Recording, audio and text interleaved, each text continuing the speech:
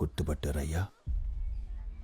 జైల్లో చదువు చెప్పిస్తారనే ఆశతో లేని నేరం నెత్తినేసుకుని వెళ్ళి పోలీసుల దెబ్బలకి ఎలా అయిపోయాడయ్యా. ఇలాంటి పిల్లల్ని బడిలో చేర్చుకుంటే చుట్టూ ఉన్న 10 మంది పిల్లలు పాడైపోతారు. అలాంటి 10 మంది మధ్యన మాలాంటోడు ఒక్కడైనా బాగుపడతాడేమో ఆలోచించండి. దొంగతనం మా రక్తంలో లేదు, చుట్టూ ఉన్న పరిస్థితుల్లో ఉంది. మారాలన్న ఆశ ఉంది.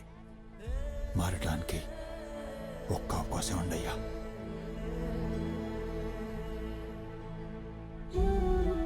మరి ఈ పిల్లల పుస్తకాలకి భోజనాలకి ఖర్చు ఎవరు పెట్టుకుంటారు? ఆ బాధ్యత నాదయ్యా. మొత్తం నేను చూసుకుంటాను. అది వరదల్లో కుంపగూడు పోగొట్టుకున్న వాళ్ళకి పంచిపెట్టాడు.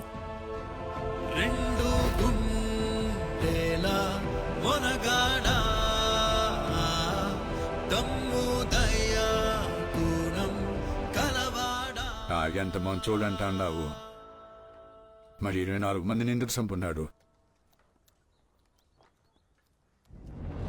స్టూవర్ట్పురం పిల్లలకి చదువు నేర్పిస్తే వాళ్ల దారి వాళ్లే చూసుకుంటారు అనుకున్నాడు నాగి.